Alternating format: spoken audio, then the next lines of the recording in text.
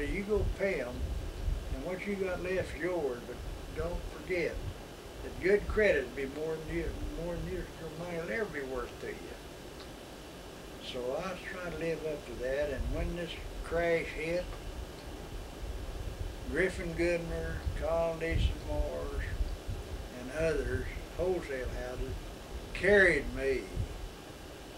I mean, they'd let me have groceries, no way that I could pay it for some. And if I'd get hurting pretty good and they'd want a little money and that's leave, I said, well, I'll try to get you some money on a certain day.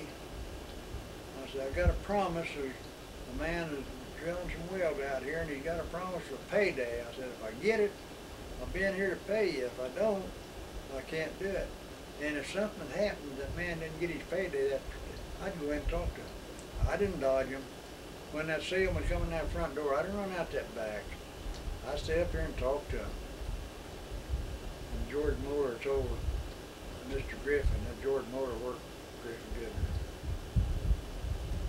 And he said, I'll tell you one thing, if Fred Lang has to sell his house to pay those bills, he'll do it. I had the reputation of having a good credit. That was the main thing. And those people carried me through that depression. Well, they trusted Fred Lang is the reason they did. Well, sure. Yeah, if I'd have tried to dodge them and all that, well, they just shut me off. They wouldn't let me have any groceries at all. The way it was, they carried me through. And they got their money. After the crash came the depression. The people of Keystone hold together throughout that whole affair. The only way that I ever got out of that thing was when I went to work, I went down to Muskogee and bought a car, and I went to work in Birmingham, Alabama for $1.60 an hour, which is big money. And I think I was living on about $15 a week. And I had a room that was real cheap, and then you could get a meal over there for a quarter when that thing first started. A good meal for a quarter. But of course that didn't last too long. But I'd send home a big end of that paycheck every week from my wife to pay on those grocery bills. Yes. And that helped a lot. If I hadn't been for that, I don't know why. I'd probably went broke. I was already broke. They probably shut me down. So the people of the community, you had the grocery business, so you were the lifeline other than the gardens and what they raised or sell. 50 years, when I closed that grocery store, maybe I shouldn't be telling it, but anyhow, when I closed that grocery store, my son and I still weighed $35,000 worth of bills. But that's only $700 a year. If you figure it 50 years. In 50 years, but it's still a large sum of money. It sounds like a lot of money. It is a lot of money. But it's $700 a year. It hurt. That took you a lot of your profit, but still, that's not. A lot of people lose a lot of that, more money than that in 1 year. So I thought we'd real fortunate not to lose as many people that we fed around there. I know nowadays these kids were little back there then, they'll come to me and say, Fred, if it hadn't been for you, we'd have been hungry. That makes me feel good. Yeah. I mean, it makes me feel real good. But I got a lot of things to be thankful for. I had a lot of good health and all. Wonderful kids. I lost my youngest son in Korea, though.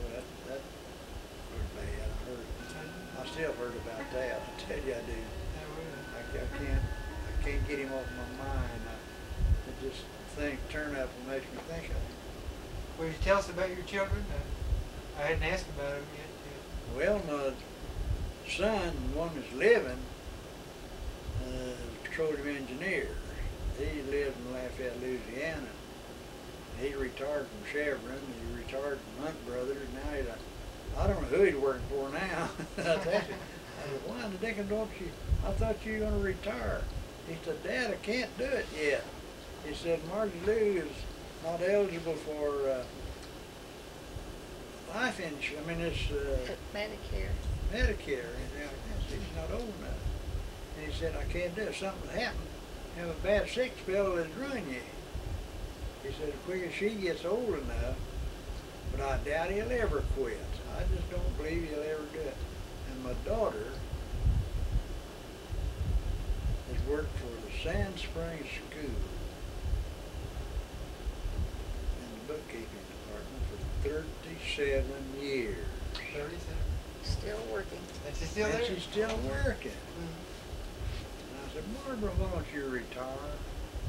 So, Dad, I love what I'm doing. I don't want to retire. So I don't know what I'd do if I'd retire. What's her Barbara's married name? Barbara Dow. Yeah.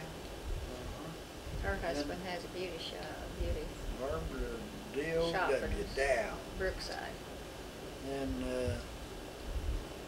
Margie Lou is my son's wife's name. Yeah, I'm real proud of my kids. Got some grandkids in there somewhere, I imagine, don't you? Huh? Have some grandkids in there somewhere? No, man, I got some great grandkids in there Some grandkids somewhere. too, right? Yeah. Robbie has two boys and they got a little girl that is why he married a lady, had a girl, little girl. But they got two boys of their own. And my granddaughter has two girls. And Johnny has two boys, isn't it? Yeah, he has. What's the last one? I don't know, they've just got a young, that's not very old. Yeah. I've got about Two. 7. I believe Johnny's got 3 children, hasn't he, or 2? I think he's got 3 now. Huh? 3. Yeah, I got 7 great grandkids. Congratulations. And you lost a son in Korea. Was he in the Army yeah. service? Or? Oh yeah. Paratroop Rangers. Oh, was it really? Suicide Squad. That's those people. What they do, see, they go in there and they drop in ahead of the troops that's coming in. They drop in ahead of them, take a town. Good God. It's Suicide Squad. Boy, I did my best to keep him from getting in. He'd been up in the mountains practicing up in Colorado, and he hurt a leg, knee, and he couldn't walk too good. He'd get along all right, but it bothered him an awful lot. And I tried to get him to, and the fact is, a lot of his buddies tried to get him not to do it, not to go. He could have stayed in the States. He wouldn't do it. He said, no. Says, Dad says, those people, I've trained with them, and they need me, and I need them. He was a lieutenant, and he had a squad. And he trained with them all that time. He said, I'm going to let them down. Stayed with him. He stayed with them. And when he got shot, they tried to, they were going to help him out of there. And the boys came back to get him. He demanded them to leave him because they'd all get killed. Because those Koreans were right on him. And he demanded them to get out of there and leave him. And the way I understand it, they just shot him all to pieces. They didn't even open the casket when he got home. And they buried him in Keystone? Yeah. Yeah, they shipped him back here and buried him. Well, he's buried over at Rose Hill Mausoleum. We got the craft over there, Mausoleum. And the Keystone Cemetery, did Keystone have a cemetery of its own? Well, at one time they had a little old Indian cemetery right there. Well, it was probably, oh, it couldn't have been too far from couldn't have been over a quarter or half a mile from town, up on the little old hill up there. But they call it the Indian Cemetery. But most all the people that was buried in Keystone was buried in Senate. Buried in the old Senate Cemetery. And that thing used to be terrible. And these homemakers, they organized, you know, back in the years when the homemakers organized the women. Kind of a home demonstration club? Yeah. They went out there and cleaned that thing up. I mean, they cleaned it up. Made it look like a cemetery. They did a wonderful job. So they got to be thanked for that. And can you kind of relate to us the ending of Keystone? Did you all hear rumors of a dam coming to Keystone? Or did the Corps of Engineers just come in and start buying up? Or can you give us a history of the... We fought that thing. We sent people to Washington, D.C. to fight it. And but it didn't do any good, just wasted our money and time. But Jimmy Hayden was a big shot in that too. And Jimmy went, of course, donated so much, and then Jimmy made the trip to Washington, D.C. trying to stop that dam. It was the best thing that ever happened to any of us. You think the dam was? Right now, I think it's the best thing that ever happened to any of us. Well, why not? Well, they gave us a pretty fair price for what we had.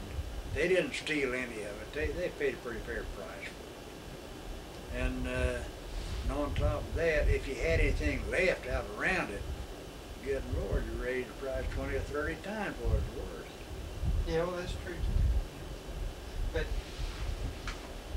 what time period was this when you heard about there was going to be a dam built at Keystone? Oh, gosh.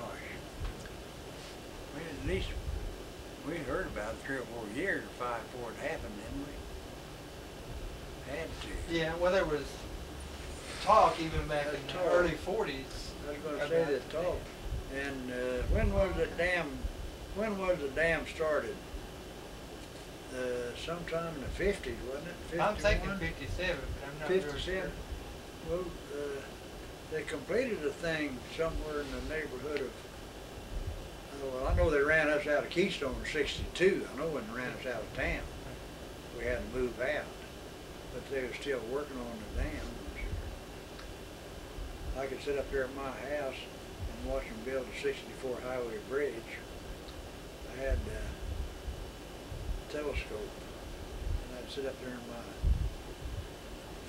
I had sliding doors,